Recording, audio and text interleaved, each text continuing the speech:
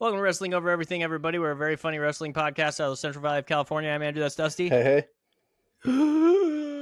Follow us on YouTube and the fucking thing. I lost my momentum. That sucks. Follow us on YouTube, TikTok, your favorite podcast app, Blue Sky, and be nice or be mean.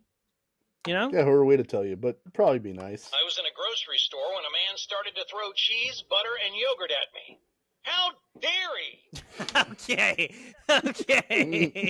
That was the first good one, I think. I think that was my favorite one. I was trying to build the plane while I was flying it on that one. You know, like I was trying to see where he was going, but it was a little too quick. I got it right at the end. Yeah. Right before he said it, but it didn't make it any less funny. Yeah. That's a good one. How dare he? Okay. That's worth however much you paid for that thing. $800. Okay, maybe not. $750. Yeah. It's nothing to me. Today we've got an array of things that we want to do. I got a bio on a guy. Dusty and I are going to rate a gimmick, a famous gimmick of $1 Million Man, Ted DiBiase. Dusty's going to tell us what he thought about the Tony Khan, Ariel Helwani interview, I think. And then Dusty's got another surprise for us. So without further ado, I'm going to get into this bio. Dusty. Yeah. Have you ever heard? Well, first of all, the man that I'm going to talk about today was Vince McMahon's favorite wrestler when Vince McMahon was a child. Okay. Do you know who that is? I do know. I was going to do a bio on this guy at some point in the future, but I believe you're talking about Dr. Jerry Graham. I am talking about Dr. Jerry Graham today. Big bastard, huh? Yeah. I can't. The picture that I just picked for some reason is being very blurry, and I don't want a blurry picture. There we go. This is Dr. Jerry Graham. I feel like I've known a lot of guys who look like Dr. Jerry Graham in the Central Valley of California. Yep. I mean, he's huge. Like that upper body is weird. He looks like Tim Dillon. He actually. he looks like Metro Tim Dillon. I'm coming up with an idea to pitch to you and I'm gonna write Tim Dillon down because I need actors for this thing that we're gonna do in the future. And so Tim Dillon could be Dr. Jerry Graham for sure. Funny enough, Dr. Jerry Graham looks like the gay Tim Dillon. Well, and like Tim Dillon, notorious gay guy. Yeah, he looks almost like in that picture he looks like an action figure that is unflattering. You know, like you get it, like you see a guy and then you get his action figure and it's all blocky and bulky. He looks like the real life version of that. He really does. So Dr. Jerry Graham, famous wrestler back in the day. Obviously, he wrestled with WWF for a little bit. He was in the military early on. 82nd Airborne in 1947. You know what was going on during 1947, Dustin? I believe if I check, that's post WW2, the big one. Right after it. So the big one. Right. It was still settling. Yeah. You know, they actually they were going to fly the back of Fat Man and Little Boy on Dr. Jerry Graham, but luckily they were able to take a plane instead.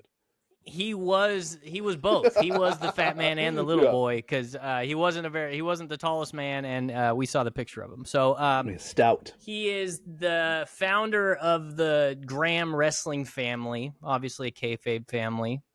His brother, kayfabe brother, was Eddie Graham. Yep. But that included Crazy Luke Graham, Superstar Billy Graham, Mike Graham, Jerry Graham Jr. There's a lot of Grahams. With Eddie, he sold out MSG a bunch of times. He fought with Buddy Rogers. He had a bunch of stuff going on. At one point, him and Dick the Bruiser wrestled Antonio Rocca and Edward Carpenter. I don't know how to say his name. Apparently, during the match, Graham bladed. And Rocco, they both bladed themselves, and as soon as the crowd saw blood, they just fucking started throwing chairs. I don't know if this was just a feral situation or what was going on. They smelled the blood. We're very close to wartime, so the hysteria that would cause in some people. There's somebody who's throwing poppers. Yeah. So I believe that ended with Dick the Bruiser. Yeah, Dick the Bruiser got banned for life from wrestling in New York. Wow. On that one. And do you know how hard it would be to how impossible it would be to have a wrestler named Dick the Bruiser now? Like what a weird time we lived in. Funny thing, I mean, we had Balls Mahoney, that's true, yeah. and Big Dick Dudley recently. So, yeah, I'm trying to find it because so Dr. Jerry Graham loved a few things. He loved women. Yep. He loved wrestling, obviously, and he loved drinking. Big drinker. Who among us, you know? Yeah. Yeah. So he got he was arrested like a bunch, apparently. Like there's stories of him like stealing from clothing stores while like he walked in his gimmick, like he walked in his gear. And he would steal from the clothing stores. Vince McMahon told a story of because he would just ride around town with his favorite wrestler, Vince McMahon, which is amazing. Imagine like as a kid, you get to ride around with fucking Arnold. Yeah, you know? your dad's the owner of the circus. Like that's you know, so you get to hang out with all the weirdos. Imagine going to school and like Stone Cold like drives you to school in a milk truck. I mean, in a beer truck. Milk truck was shout out to my friend Kurt Angle. But I'm trying to find the story that Vince told a story like he would just like run red lights. Yeah. Like, he would just be driving with the owner of the company's son in his car, and he would just blow through a red light and honk his horn. And he was like, and if anybody got mad at him, he'd cut a promo. Yeah. Well, and he, again, like that picture showed, he's a big dude. So I don't know, you know, like, but that's just old, like, I don't know. I romanticize it right now. You know, when you're saying that, I'm like, man, what crazy old-timey fun behavior. Man, we can't do stuff like that anymore, but I would hate it if dudes were just blowing red lights on me now, you know. Vince said that he'd be lighting cigars with $100 bills. That's he's well, and again, I don't know the early life of Dr. Jerry Graham, obviously, but we've got like toughened war veteran who then joins the circus. So there's nothing normal about this guy. Like yeah, and when the reason that I actually went straight to the getting arrested a lot, you said that you know, Dick Bruiser, what was his name? Dick the Bruiser. Yeah. When Jerry would get arrested, he would initially always give the cops a fake name, Big Dick Hurts. Yeah, that's your Seymour Butts. Yeah. That and I read it. This is all from like an article that's like kind of a like Pinky Fancy Nose in the Air article, and it's like, and it says he would frequently give the cops a fake name, Big Dick Hurts, and then in parentheses it says sound it out. I think we know what happened. Yeah. He's running bits, dude. Like, you know, I love a bit. Yeah, he's running bits on the squares, stealing from clothing stores, running red lights, giving fake pun names. Speaking of bits, his funniest bit is when his mom died. Have you heard this story? Yes, but go ahead. This is awful. His mom died, and he was hammered, and he went to the hospital and grabbed his mom's body and flung her over his shoulder, like throwing hospital attendees away from him the whole time, threw her on a gurney, got her out of the hospital, and was arrested on the street. You know, maybe it's better now, you know. Some things are better now. We definitely shouldn't have dudes storming the hospital to pick up their deceased mothers. You know? Listen, if you think there's not people storming the hospital nowadays, Dusty, you know, it sounds like an old timey thing. There's definitely people still storming the hospital. That's true. But when he was in hospice in his last days, this is very funny. A note on the door warned nurses and caretakers to speak English only around him, as he would go ballistic about foreigners ruining the country and throw things at people from his bedside. Yeah. That's what was he a doctor of? Phrenology? Like, does it say?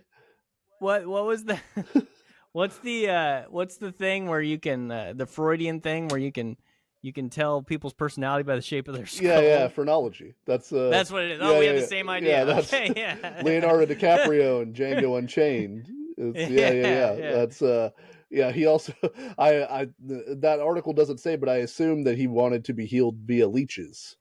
He was not interested in any of your new techniques. All these Mexican leeches coming into our country. So and he also what was the last thing? There was one more thing I wanted to say about him. Oh yeah, he hated classy Freddie Blassie. Him and Blassie just fucking hated each other's guts apparently. And part of it was Freddie Blassie hated drinking. Like he was a never drank in his life. Yeah. Oh yeah, teetotaler. We talked about this. And it seems like he judged the shit out of Jerry Graham for drinking, but I don't know what else like made them, because that doesn't seem like enough for the level of hatred. Well, I don't know, if you're only supposed to speak English around Dr. Jerry Graham, and he's the kind of man who will attack a hospital staff.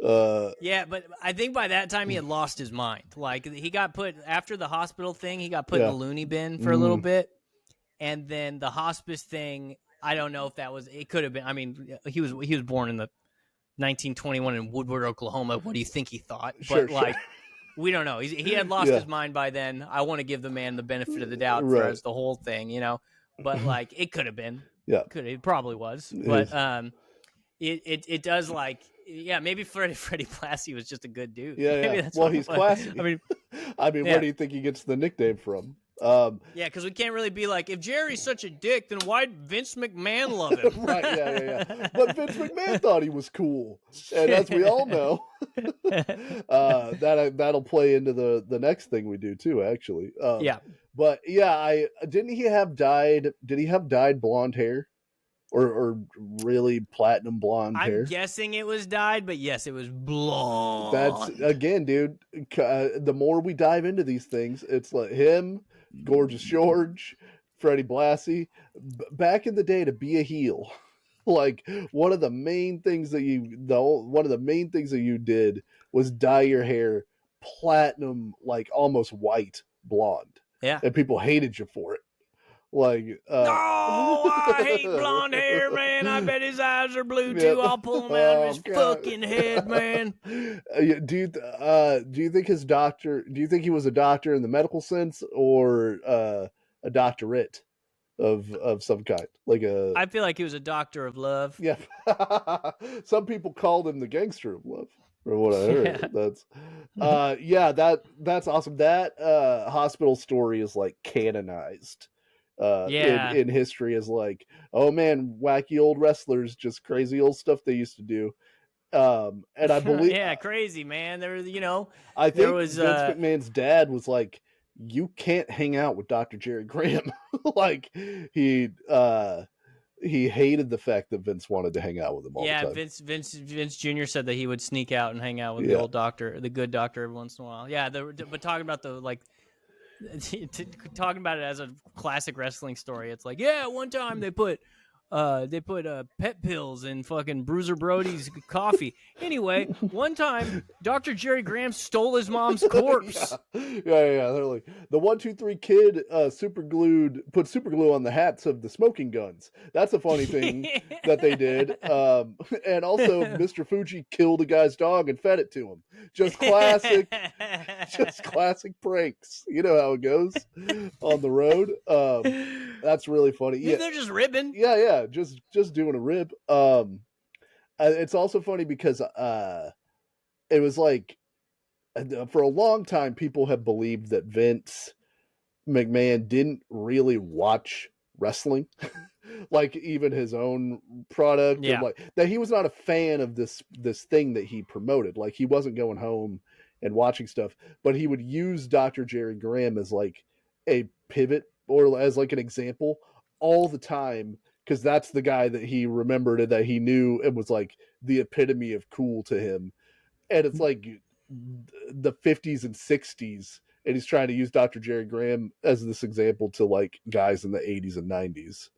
That's like my dad. Every time it comes up that I have a wrestling podcast, my dad goes, "Hey, how about those?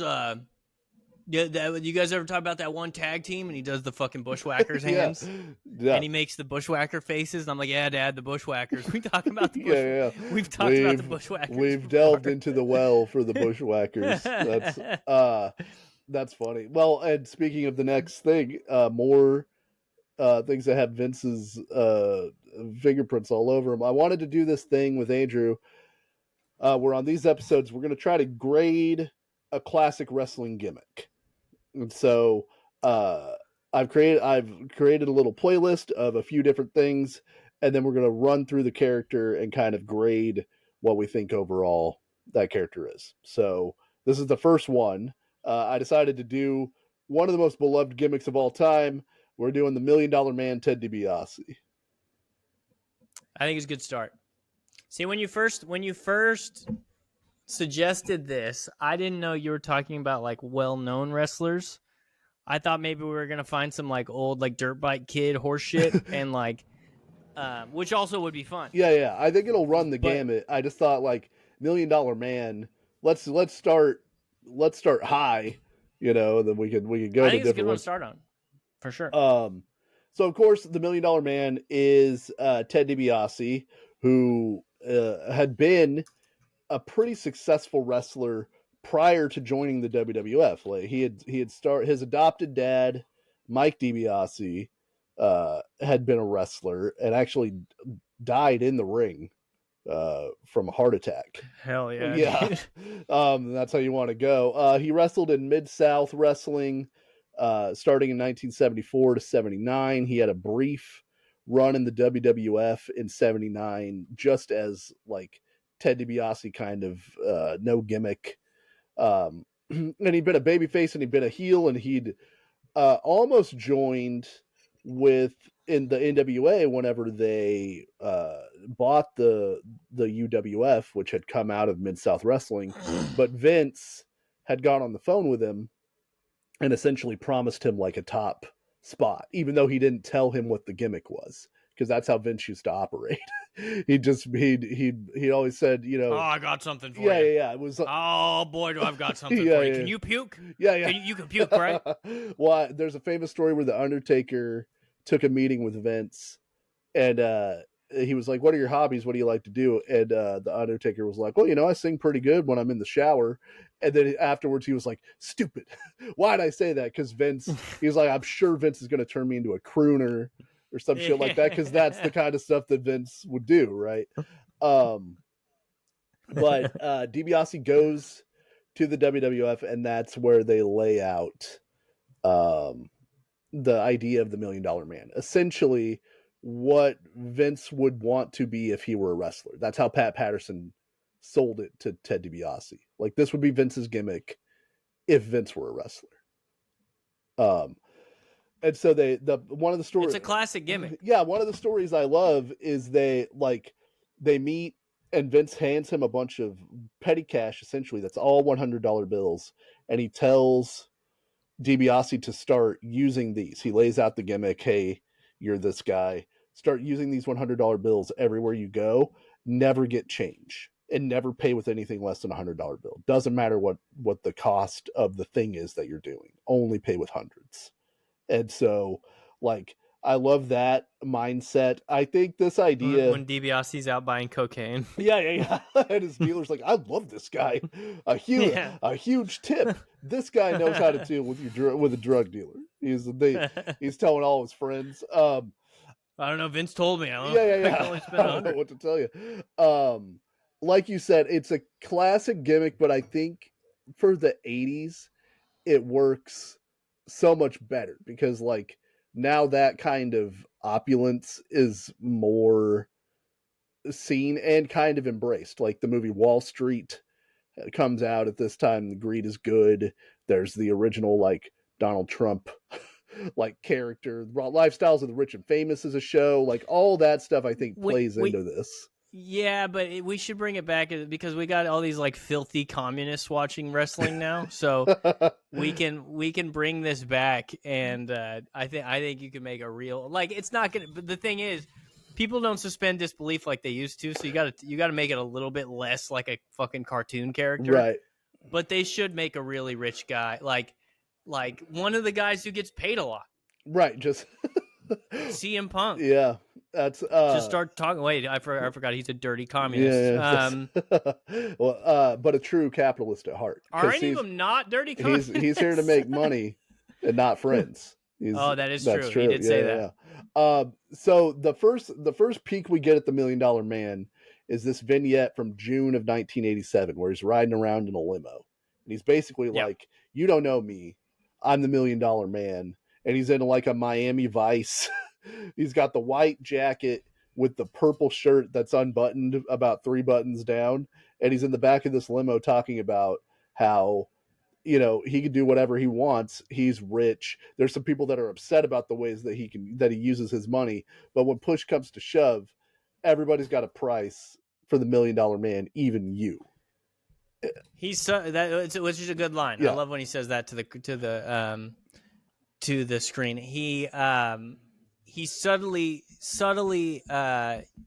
insinuates that he has bought an African American man, which is a weird thing. Virgil is his bodyguard, and you're right. There is this weird, like that's just a weird push pull where it's like Virgil's not his friend. They go out of their way in this first promo to be like he's like proof of concept that everybody has a price. Virgil, the guy driving my car, this guy probably hates me.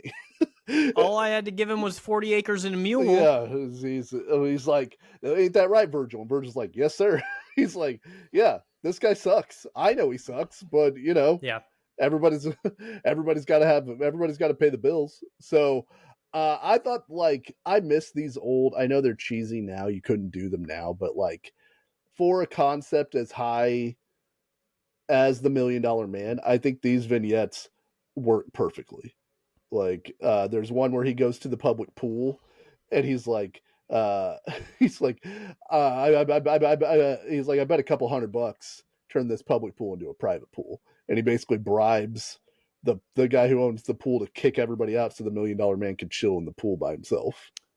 Yeah, and the one we watched, he gets a paper cut from the money that he's counting. Yeah, he's counting out his hundreds, and he goes, paper cut. He's like, dude, and it was awful. That's the thing about the 80s is like, you didn't have to have a good idea. You didn't have to be a good actor. Like you could people just enjoy with a little smile on their face. There's only 4 channels.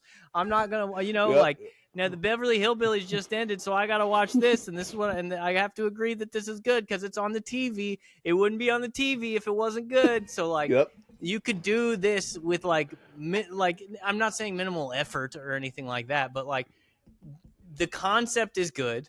The better than you concept is good. That everybody's got a price, including you, is good. Yeah. But this man gets a fucking paper cut counting money. They couldn't think of something better than a paper cut. Right. And he can't act it better than he did. And then he goes in to the emergency room for a paper cut.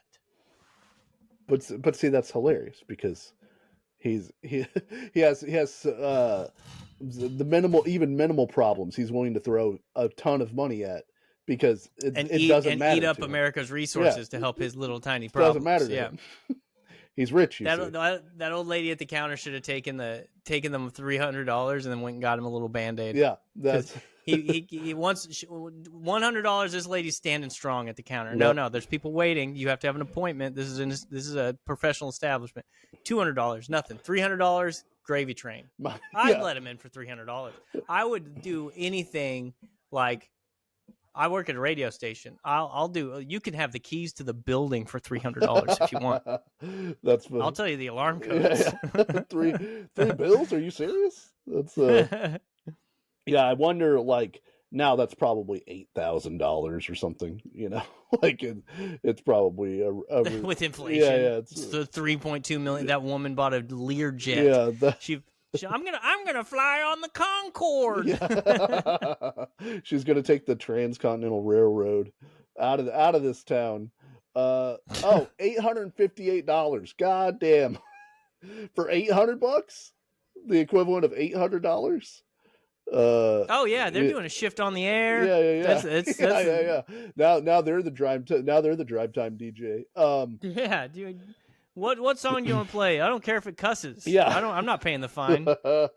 I also love, because at this time they can also do like interactions with the crowd that you could never do now, because you know, the wrestling fans are smart, and it's like, it's just the crowd interaction is non-existent. FTR has this gimmick where they keep trying to intimidate fans, and nobody flinches when they go to punch them, because they know you can't punch a guy in the crowd anymore. That's what I don't like about, like, yeah, I don't like when you can tell a fan is like, oh, it's my time to act. Yeah. Like, and they start yelling at the heel and trying to stand up to the heel. Bro, hey, if you want to act scared, fuckface. Yeah. Don't act like you can beat up Brock Lesnar, you son of a bitch.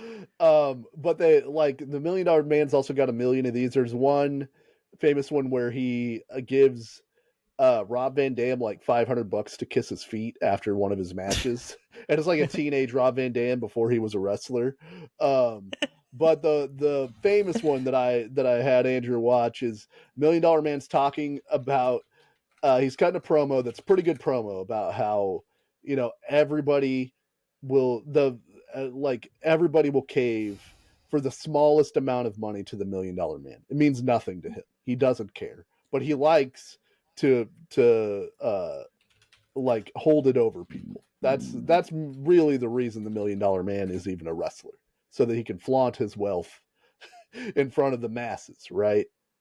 Yeah. And so he's got a basketball with him, and Virgil's holding the basketball, and he's like, basketball, kind of a poor man's sport. It's like, you just need a ball and a hoop and some ratty tennis shoes, not like the games I play that need Learjets. I don't know what the $1 Million Man's up to, but he's playing rounds of golf. You ever play jet polo, dude? Yeah, I'm imagining he's just playing rounds of golf everywhere. Golf, a rich guy sport, right? Oh yeah. Yeah. Yeah, that's why I can't play anymore. Right. Yeah. I used to be a rich guy. I'm not a rich guy anymore. I got into entertainment. Yeah. I was in banking. I could golf. That's like kind of a thing you have to do if you want to move up in the world of banking. So he's like, who can bounce a basketball? You know, something easy. Who can do it? And everybody in the crowd's yelling, and he goes, I have $500 to anybody that can bounce this basketball 15 times without stopping. And they've got a little kid and his mother already inside the ropes. Yeah. Like, I mean, already like on the inside of the guard. So they've prepped this lady. Hey, are you willing? We'll give you some money. Yeah. If the $1 Million Man can bully your child for being poor. Yeah.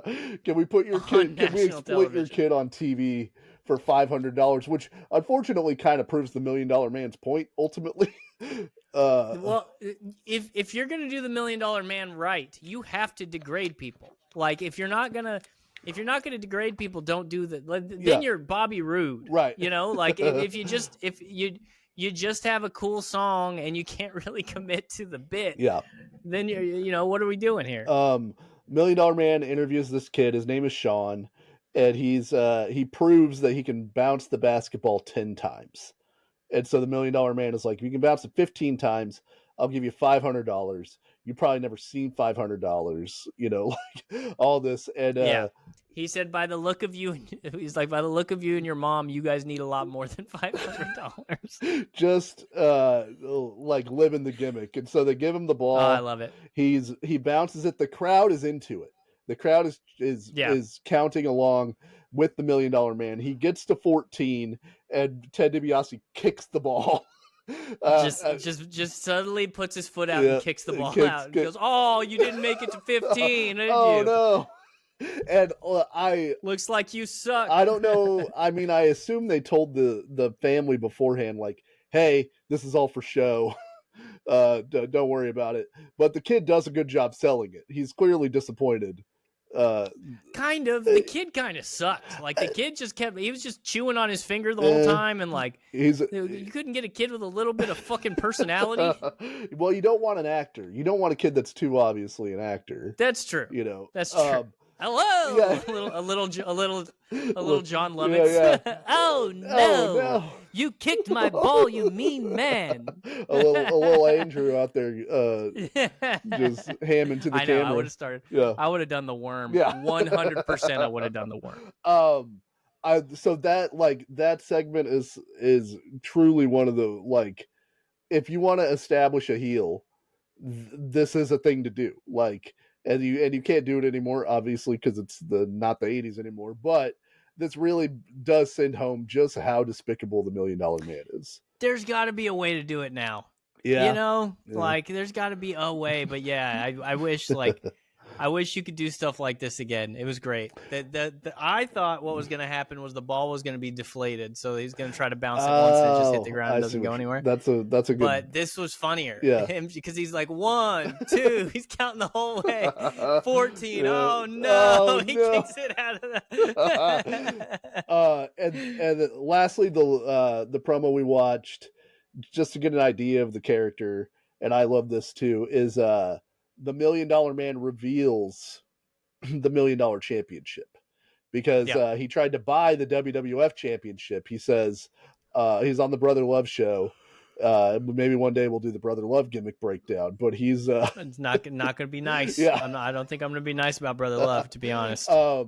But $1 Million Man is like, people thought I couldn't buy the WWF title, and I would have if these people didn't block. You know, he's upset because they put guardrails on capitalism, essentially. Yeah. And you can't regulate. What are we, North Korea? And he's like, you know what? Actually, the WWF title is beneath me. It's not worthy of the $1 Million Man, which is also heel logic that I love. And so he's like, I created my own title. And I went to the best jeweler in the world. It's got exquisite jewels and diamonds and all of this, and it's just for me. And then they unveil it, and it's the classic $1 Million belt design, which is just 3 giant dollar signs. Yeah. And honestly, looks cool, and it's great for a heel whose vanity is in his money. And the fact that he believes he can buy everything. I love the idea of him having his own title that means nothing except to him. Oh yeah, that's great. Yeah, it's a great game, and it's gaudy, and it's what a poor man's idea of what a rich guy's thing would look like, which is great. It's like Donald Trump's apartment, you know. I think the $1 Million Man is probably new money, you know. Like, because I was like, if that thing was really worth $1 million, ain't no way they're letting Virgil hold it. Yeah, no. I believe there's a lot of cubic zirconias in the $1 Million Championship. Looks good for a camera shot, you know. Yeah. There's also a segment in this, in the build up to the $1 Million Man getting the belt. I was gonna send these to you, but they're like kind of long and boring. Where he goes to visit the jeweler. And he's describing what he wants and all of this stuff. But in one of them, he walks into the jewelry store wearing a cape. It's like the $1 Million Man in his regular outfit, but also with a cape on. And it's hilarious because they never bring the cape back. But this is his going out cape, not his wrestling cape. But again, that's the idea of like a poor guy's idea of what a rich dude would do. It's like, I'll wear a cape. Obviously, when I go to social functions, I need my $1 Million Man cape. I ride in limos. I wear a cape. I go to the hospital for a paper cut.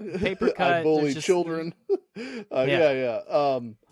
So I think from a character standpoint, those are pretty good indications of what the $1 Million Man's gimmick is supposed to be. We watched one squash match where he wrestled a guy named Jerry Allen in his television debut as the $1 Million Man.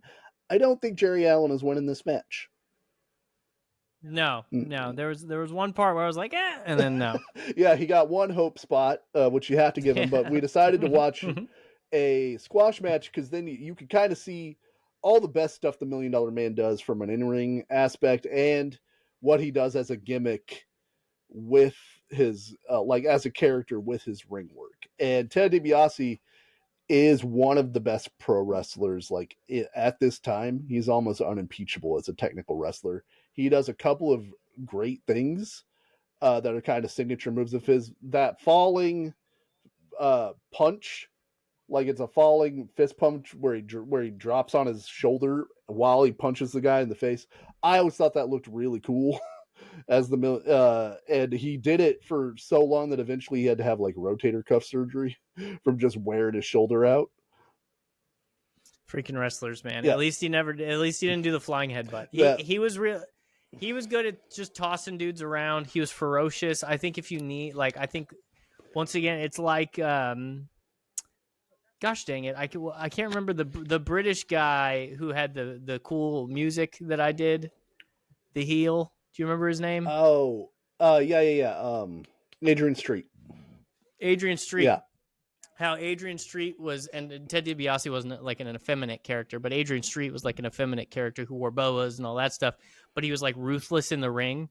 I feel like you need that. You either need the $1 Million Man to be an absolute pansy, like he doesn't want anybody to touch him, yeah, or he needs to be scary in the ring, yeah, you know, like and like physically imposing.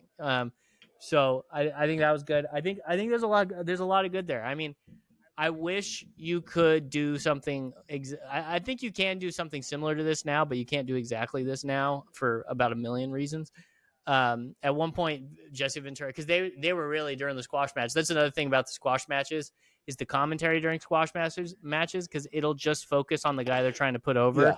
And you can tell what they want you to think about the guy. So like Jesse Ventura at one point, he's just not being subtle about it. He goes, you know what impresses me? He's not only a tough guy, he's a rich tough guy. Yeah. Like I feel like we know that, Jesse. Yeah. Well, and he's like you said. Have you ever been to the Baja? I feel like he's a guy that I want to be friends with, essentially. And I'm like, can you imagine Jesse Ventura just pitching the Baja, various residencies in the Baja to the $1 Million Man? You could buy like half the Baja, DiBiase. Wouldn't even cost you that much if you you could put in a whole hotel system in here, you know. Have you ever shot an alligator out of a helicopter? If not, you haven't lived, brother. Yeah, DiBiase's 6'1", he's about 250. Like he cuts an imposing figure. Is he only 6'1"? Yeah, I assumed he was like 6'4". That's his build height. I was a little surprised at that too, but if that's his build height, then he's probably like 5'11". Yeah. But like he definitely looks, you know, athletic as a wrestler, and he's a big guy. Yeah, I really enjoyed his work in this match. He did a thing in this that I'd never saw him do before. So the main finish of the $1 Million Man is called the $1 Million Dream, which is a sleeper hold. Maybe we could break down the etymology of that sleeper hold in a second, but he gets it on poor Jerry Allen, and then he puts it into a Russian leg sweep, which I'd never seen him do before, which looked really cool. I kind of wish that he would have kept that as a finish, and then he pins him. And this is prior to him having the theme song, and they're clearly just test driving the gimmick, but whenever he comes out, he's throwing money into the crowd, but he's telling them to grovel for it and to like bend down into the muck and the gum and all that to pick it up. Which is really good. That's good character work. The million and they show a kid in the crowd holding up a real $20 bill. So I don't know if they found the one kid who found the real bill or if he's actually throwing real money. I bet he's throwing some real money. Yeah. It would have been. I mean, eventually, I think they put fake money with his name on or with his face on it. Yeah, you know, and then that becomes his what he throws out in the crowd.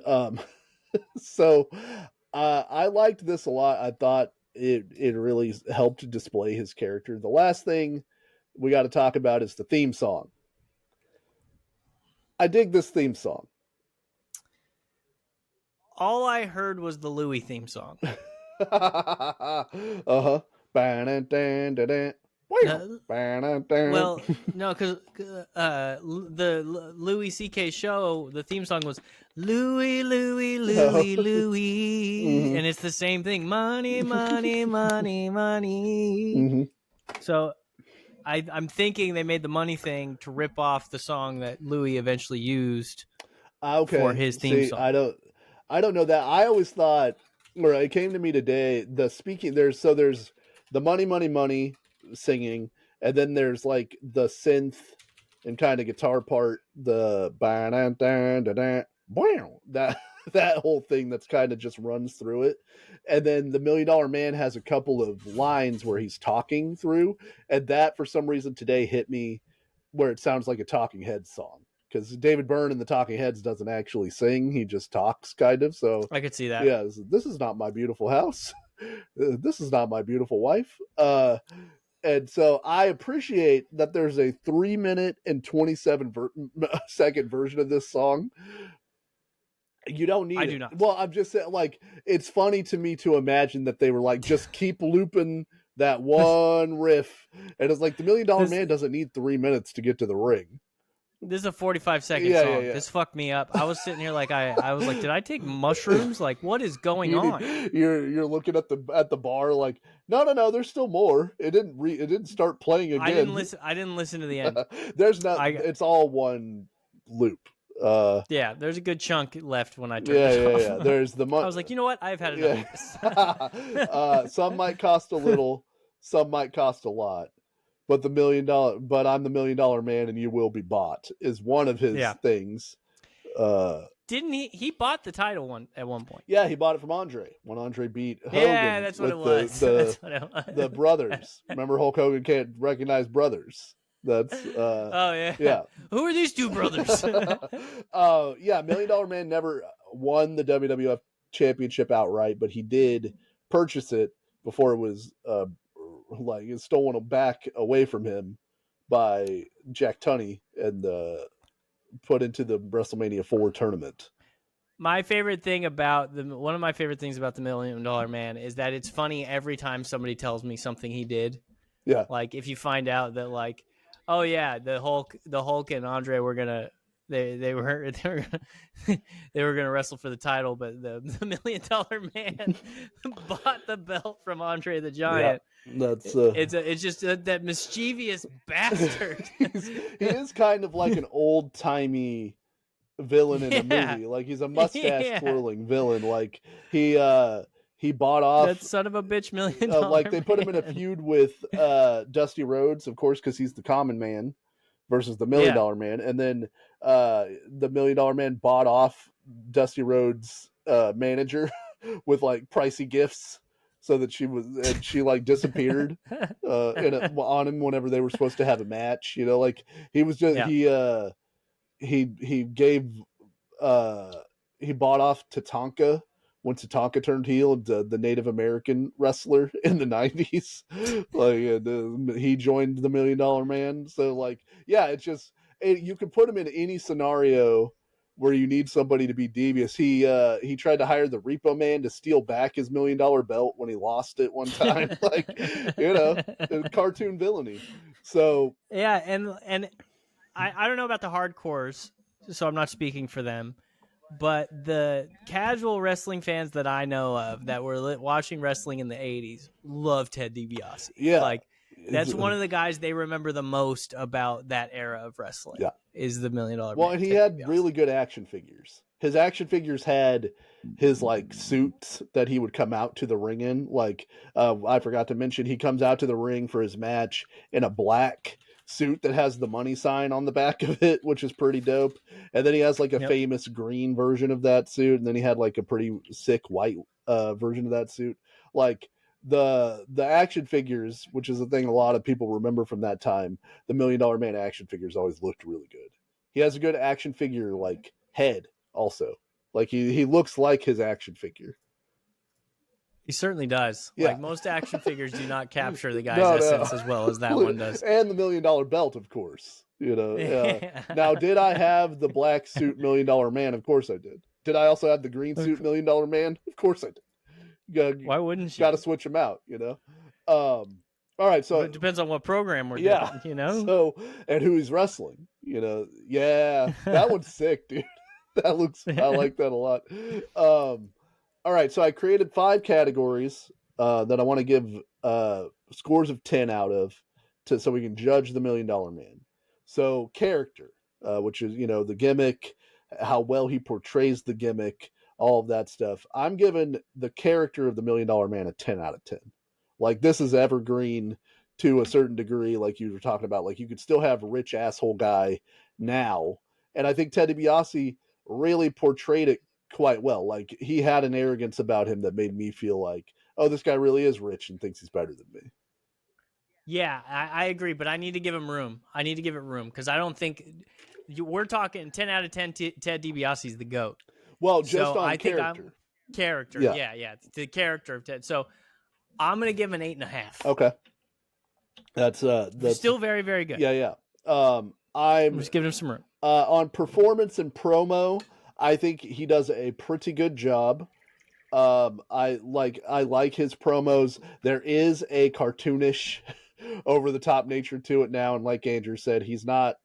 I think it's hard not to judge versus the acting now in wrestling, which is a lot better by and large than what was happening in the 80s. So on that particular promo aspect of the performance, I gave him a 7.5. Yeah, I'm cool with that. Yeah. On his moveset and finisher, I gave him a 7 because I like Ted DiBiase's a great wrestler. He did a lot of cool, even in that short 3-minute match, he did a lot of cool moves.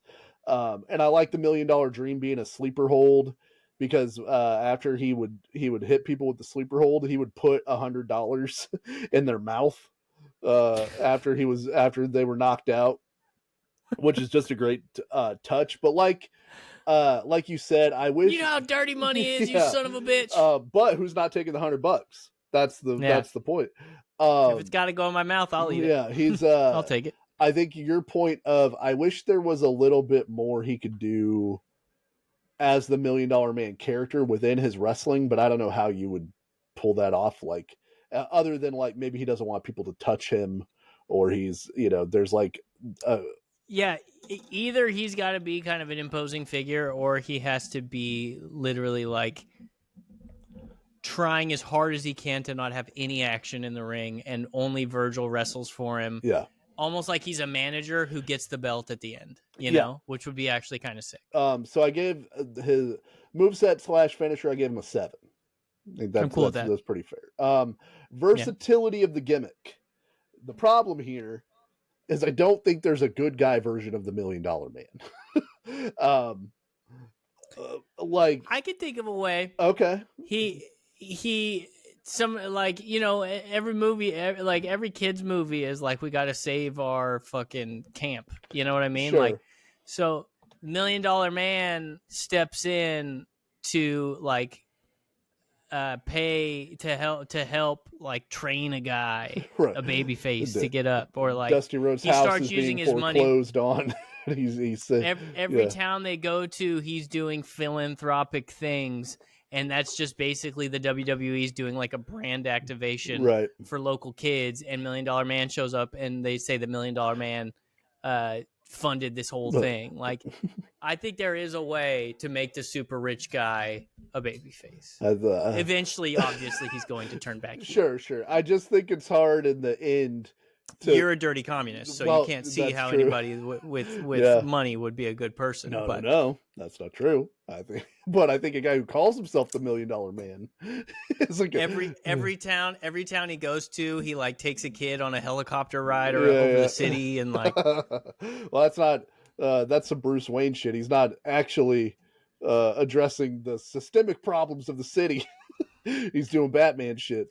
Listen, this is a television show. We don't want to exhausting he's going to city council meetings and trying to fucking build job fairs and shit. That's where the real work gets done, my friend. I'm trying to watch television. I hate to tell you.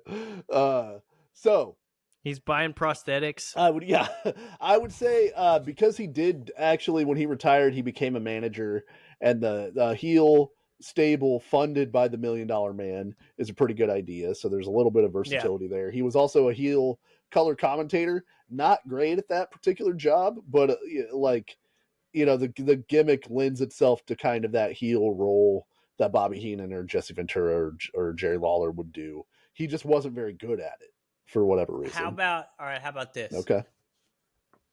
Main babyface. Say that we're in the era of Stone Cold. He was around. He was in WCW, right? Yes. But like, say he's still around during the Stone Cold era, hypothetically. Sure. We'll do something like this. Vince McMahon cut Stone Cold's pay to the point where Stone Cold can't afford to be a wrestler anymore. Mm-hmm. He's gonna Stone Cold, like Vince McMahon, they do some horse shit where it's like Stone Cold has a 5-year contract, right? But there was a thing in the contract where there's no floor for how much Vince can pay him somehow. Sure. Bullshit. So Vince he has to keep wrestling, but Vince is only gonna pay him like $10,000 a year. Yeah. You know. Or no, he doesn't have to keep wrestling, but Vince, anyway, he's going to leave the thing. And Vince thinks that he's driven Stone Cold out of the company.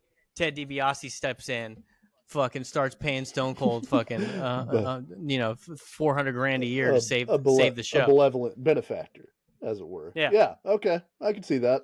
That might work. You got to write it better than I just came up with, but it'll happen.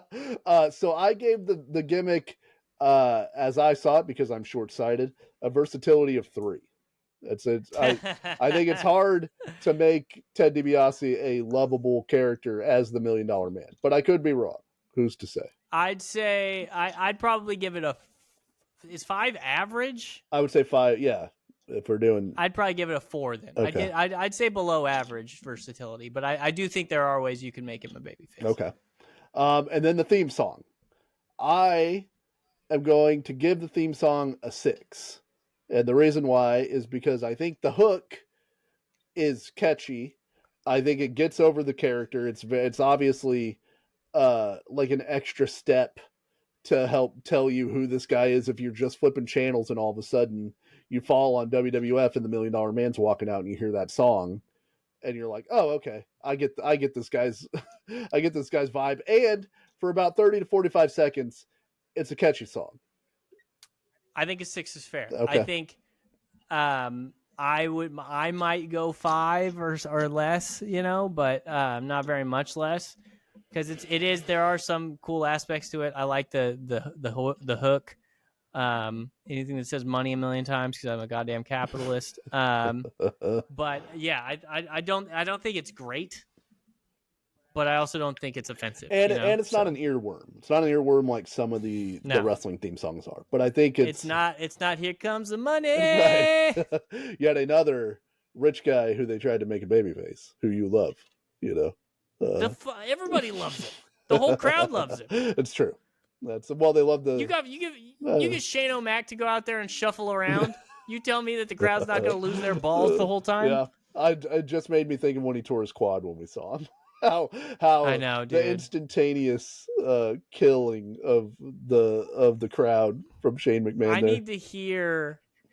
I wonder if he's told anybody what his plan was, like because every time Shane comes out, it's WrestleMania. Yeah. He had a spot. Oh yeah, he was gonna elbow drop the Miz through a table or something like that. He was gonna do something big, and we got robbed of that by a fucking quad because of was it the Miz he was jumping over? Who was he jumping over? The Miz. It's the McMahon family curse to tear quads. I was so sad, dude. Yeah. I was like, no, he's gonna get up. And as soon as he went down in that ball, I was like, oh, that's something. That's bad. Out of the whole WrestleMania, like the most excited I got was when that started playing. Yeah. I got fucking Shane O'Mac. He's here, the best wrestler in the world. There's a tournament. We saw 2 5-star matches, and you were like, Shane McMahon. Shane McMahon. He's here. All right, so ultimately, it looks like I give the $1 Million Man a 32 out of 50 on his gimmick, and you're giving him a 31 or 32. There's a couple of minor differences in scoring, but okay, like that's a pretty good grade.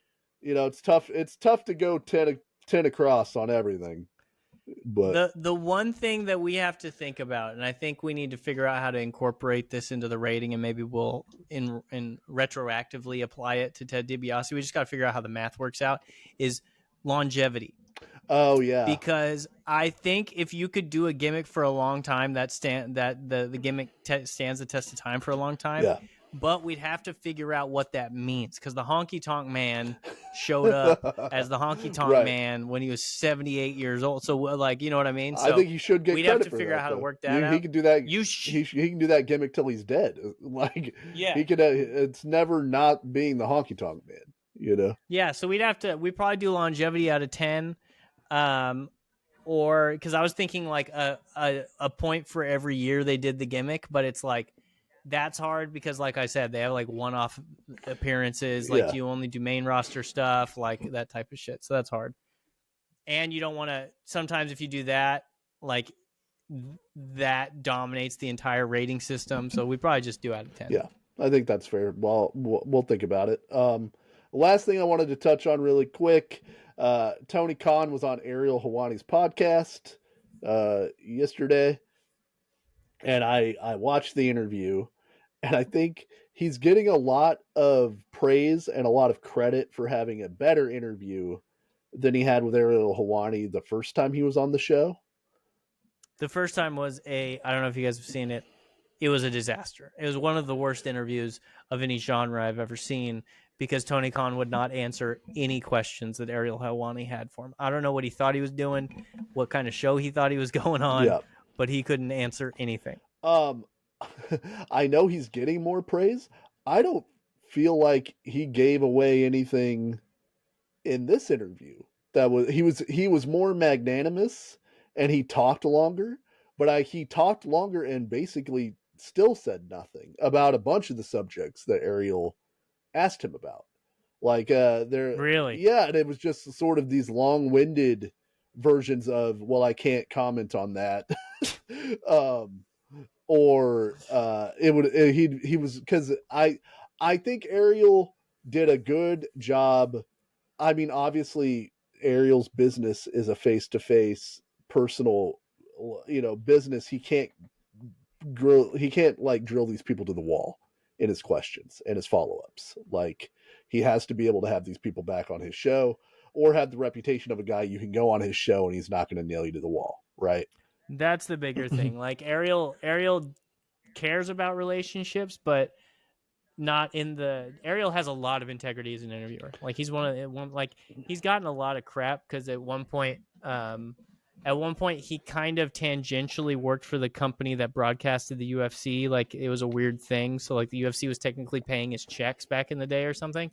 But, like, he's always spoken truth to power. He's always had but he will ask the questions he needs to ask. His big thing is, though, he's not going to bully people because he does care about being fair. And he also knows that other people are going to see it and not want to go talk to him if he's being a dick to everybody. Right. Well, and that's the line every interviewer has to walk, right? You can't just be an asshole to your interview subjects, otherwise people aren't going to want to come on your show. And I don't think Ariel was wrong here. He asked a lot of the questions that I think people are interested in having answered, and I think Tony has just got better media training. Like, there were I stopped counting them because they were so enumerated, but he would just be like, well, we're having a show on Wednesday night, we're having a show on Saturday. Hey, we're having a show on Wednesday, we're having a show on Saturday. Dynamite's on TBS on Wednesday, Collision's on Saturday. Like, he would just keep like everything that he was asked, and everything's great. Like, you're gonna see next week or yeah, something like well, that. And so Ariel asked him about CM Punk, and he did give a little bit. He was, because they showed the CM Punk footage from the show where he finally freaked out on Jack Perry, and AEW showed that on their TV, which was disastrous. And then Ariel was like, do you think that was a mistake? And he goes, well, lots of different people have different opinions about things. I don't necessarily think it was a mistake, but if someone else thought it was, that's like their prerogative. Like, oh, well, that's not an answer then. Okay. That's like, but he didn't say, I can't comment on that, which is what he was doing in the first interview about everything. The first interview, he'd be like, I appreciate why you're asking that question, and I know why you have to. I have to tell you, I can't. Yeah. I can't. And he did give him a few of those too, but it would be like, there's all these AEW wrestlers that are off of TV for whatever the various reasons are, right? And there's all these rumors about them. So one of the big ones is Britt Baker. She hasn't been used on TV in forever. And there's rumors that like she's going to sit out her deal and go to WWE. And so he's like, I have to ask you about, this wrestler and Will Ospreay and this other guy that's hurt and these other people. What's up with Britt Baker? And every time he'd go, I love Britt Baker. She was such an important part of AEW and all the things that we did. And I think she's a great person. And she'll be back. And he goes, I hope that she's back sometime soon. And that was it. Like, so that it's like, hey, dude, you're the boss. Yeah, and he asked him about Miro, and he did actually say, I think he and I had a difference of opinion, and we weren't able to reconcile that relationship. And he, I think, clearly liked working in WWE better, and I'm glad he's back there. And I was like, oh, all right. Well, that at least is a real sort of answer. And I guess like I don't expect Tony Khan to go on this thing and bury people, but like there was a lot of him cheerleading his own company and bringing up like this weekend we've got a pay-per-view. Last week we did this. Every twice a week you can catch us on this, even if it didn't necessarily go with the question that was being asked. So yeah, it's a better interview. I didn't glean a ton of interesting things from it, other than maybe Tony Khan has gotten better media training since the last time he was on Ariel's show. That sucks. Because I believe you obviously more than I believe what I saw. Because what I saw was like, oh, this is a better interview. I didn't see. Oh, he was so candid this time. I didn't see that he had like knocked it out of the park. What I had seen was that it was better, but like, and it is better. It's just there's still a lot. Yeah, the last one. It's easy to improve on the last one. I can tell you that. Yeah. And maybe like again, he's the head of this company, and he has a lot of relationships that he has to deal with. So I'm sure that he's not. Ariel did ask him, like you're basically the only major kind of sport, or like you're the only major competitor in your arena that doesn't deal with Saudi Arabia, because he's like WWE does it, boxing does it, UFC does it. And Tony Khan was just basically like, oh, I didn't realize that. No, I figure you probably do realize that. He's like, I don't know why we don't, but whatever. Yeah, I mean, I have a feeling Shad Khan doesn't have any problems dealing with the Saudis. So. Right. It was like one of those where, he gave him a couple of I appreciate you asked that question, I can't answer it. And then a couple of like, well, I can't speak to that because I don't know. But like, you don't know that your main competition, main show next year is going to be in Saudi Arabia, and you don't have business dealings with any of them. Like, I assume you do know that. So, and I'm not rooting for him to take Saudi's money, but the fact that you're not aware seems odd to me. Yeah, he probably, I don't know. But he's not my guy. Tony's not my Tony guy. Khan's not your guy. Like the famous sign. I don't hate him, but he's not my guy. The famous Seinfeld quote. This guy, he's not my guy. So, yeah, I'm like, I'm happy for him. It's cool when a billionaire's son has a pet project that isn't finance, right? Or it's like, because that's what we would all do, and like, a lot of really jealous asshole dickheads to hold that against him, even though we would all be like, if somebody was like, hey, do you want Rick Idell to have billions of dollars? My dad, yeah. I'd be like, yeah, dude, immediately. God. Yeah, and if I were the son of a billionaire, my interests, which are wrestling and movies and stuff, like I'd probably be one of those guys. There's a famous, I forget who it is. It's somebody's kid who's a billionaire, and for years they just gave money to like stop motion animation movies that nobody else could get funded, and they would just give that money to them because they liked stop motion animation. None of us are above that. I'd probably try to start my own wrestling company if I had enough 100%. Money to do it. Of course I would. I'd be a golf YouTuber immediately. Yeah. I'd just start paying fucking Peyton Manning to come play golf with me, and I get to film it. Yeah. Or Who's the famous guy who has who pays musicians to jam with him? Do you remember this guy? I can't. No. Well, that's interesting content. Anyway, there's a famous dude who gets like legit session musicians to like record with him and stuff, and he's like not a very good guitar player, but he's rich, so of course I would do that. Yeah. I just let him know, hey guys, I'm not very good. We're just gonna have fun. Yeah. Like, don't put a bunch of pressure on yourself. I'm not gonna put a bunch of pressure on me. If you want weed, I'll buy you weed. Yeah. Like whatever you guys need, we're just gonna have a good time. Me, if I have the money for it. So, yeah, I thought it was just interesting. There's a few interesting clips in there, but overall, I think it's sort of a bland interview with Ariel. So that's not a shocker to me. So, but anyway, we know the holidays are coming up. We thank you for taking the time to listen to us. We're trying to get the bi-weekly episodes a little bit shorter, just do a couple of different things on it. But we appreciate everybody who listens. Thank you for following us on TikTok and YouTube and everywhere else that you do that.